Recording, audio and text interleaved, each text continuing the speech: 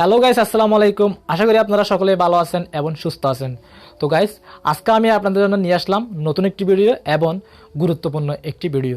তো গাইস, আজকের ভিডিওটা যারা ইউটিউবার এবং যারা নতুন ইউটিউব চ্যানেল ওপেন করতে চাচ্ছেন তাদের জন্য কিন্তু খুবই গুরুত্বপূর্ণ।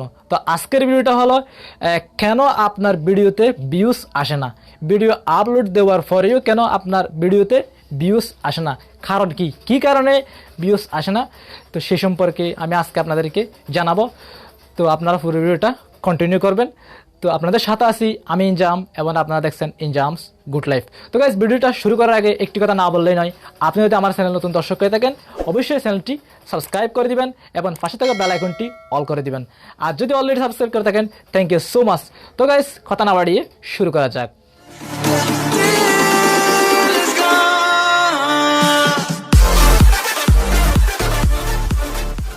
হ্যাঁ গাইস, ইউটিউব ভিডিওতে ভিউজ না আসার 5টি কারণ রয়েছে।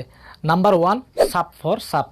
অনেকেই কিন্তু নতুন ইউটিউব চ্যানেল খুলে কিন্তু সাব ফর সাব নেয়। সাব ফর সাব বলতে আপনি আমার চ্যানেলটা সাবস্ক্রাইব করবেন, আমি আপনার চ্যানেলটা সাবস্ক্রাইব করে দেবো। এরকম যদি করে থাকেন, এরকম করে যদি আপনি আপনার ইউটিউব চ্যানেলে সাবস্ক্রাইবার নেন, সেক্ষেত্রে কিন্তু আপনার ওই ভিডিওতে ভিউজ আসবে না। আপনার ওই চ্যানেলে যদি আপনি ভিডিও আপলোড দেন, সেক্ষেত্রে কিন্তু ওই ভিডিওতে ভিউজ আসবে না। সুতরাং আপনাদের প্রতি একটি রিকোয়েস্ট থাকবে, আপনারা কখনোই সাব ফর সাব নেবেন না। যদি আপনার ভিডিও ভালো থাকে তাহলে এমনিতেই পাবলিক আপনাকে আপনার চ্যানেলকে সাবস্ক্রাইব করবে। সুতরাং কখনোই আপনারা সাব ফর সাব নেবেন না। সাব ফর সাব নিলে আপনি যে ওই চ্যানেলে ভিডিও আপলোড করবেন, তো ওই ভিডিওটা কিন্তু র্যাঙ্ক করবে না। সুতরাং কখনোই সাব ফর সাব নেবেন না।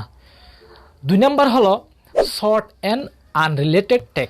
অনেকে কিন্তু একদম ছোটো ছোটো ট্যাগ ইউজ করে এবং আনরিলেটেড ট্যাগ ইউজ করে। তো এরকম কিন্তু করবেন না। আপনারা একটু লং টাইপের ট্যাগ ইউজ করবেন এবং রিলেটেড ট্যাগ ইউজ করবেন। মানে ভিডিওটা যে রিলেটেড সেই রিলেটেড আপনি ট্যাগ ইউজ করবেন, আনরিলেটেড ট্যাগ ইউজ করবেন না। যদি আনরিলেটেড ট্যাগ ইউজ করেন তো আপনার যে ভিডিও ওটার কিন্তু র্যাঙ্ক কমে যাবে। ওটা যে সিইও আছে, সার্চ ইঞ্জিন অপটিমাইজেশন, সেটা কিন্তু অনেক কমে যাবে। আপনার ভিডিওটা র্যাঙ্ক করবে না, এটা ডিমোশন হয়ে যাবে। সুতরাং রিলেটেড ট্যাগ ইউজ করবেন এবং একটু লং টাইপের ট্যাগ ইউজ করবেন। 3 নম্বর হচ্ছে ব্যানাল থাম্বনেল। অনেকে কিন্তু অগোছালো এবং আকর্ষণহীন থাম্বনেল ইউজ করে, মানে তাড়াহুড়া করে কিন্তু থাম্বনেল দিয়ে ফেলে। তো আপনারা কিন্তু এরকম মানে তাড়াহুড়া করবেন না। থাম্বনেলটা একটা আকর্ষণীয় সুন্দর জকজক একটা থাম্বনেল ইউজ করবেন। থাম্বনেলটা কিন্তু ইউটিউব ভিডিওতে ভিউজ আসার জন্য খুবই গুরুত্বপূর্ণ। সুতরাং আপনারা একটা আকর্ষণীয় থাম্বনেল ইউজ করবেন।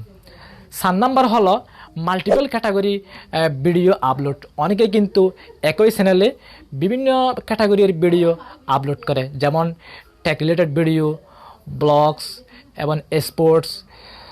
এরকম কিন্তু বিভিন্ন ক্যাটাগরির ভিডিও কিন্তু একই চ্যানেলে আপলোড করে। তো বিভিন্ন ক্যাটাগরির ভিডিও একই চ্যানেলে আপলোড করার ফলে আপনার যে ভিউয়ার, আপনার যে সাবস্ক্রাইবার, তারা কিন্তু আপনার ওই ভিডিওটা ভিউ করে না। সুতরাং আপনার ওই ভিডিওতে ভিউসও আসে না। তো আপনারা বিভিন্ন ক্যাটাগরির ভিডিও কিন্তু এক চ্যানেলে আপলোড করবেন না।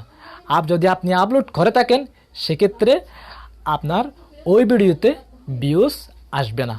5 নম্বর যে কারণ, সেটা হচ্ছে ফ্যাক টাইটেল। অনেকেই কিন্তু মানে ভিডিওতে যে টাইটেল দেয়, মানে ওই টাইটেল অনুযায়ী কিন্তু তার ভিডিওটা হয় না।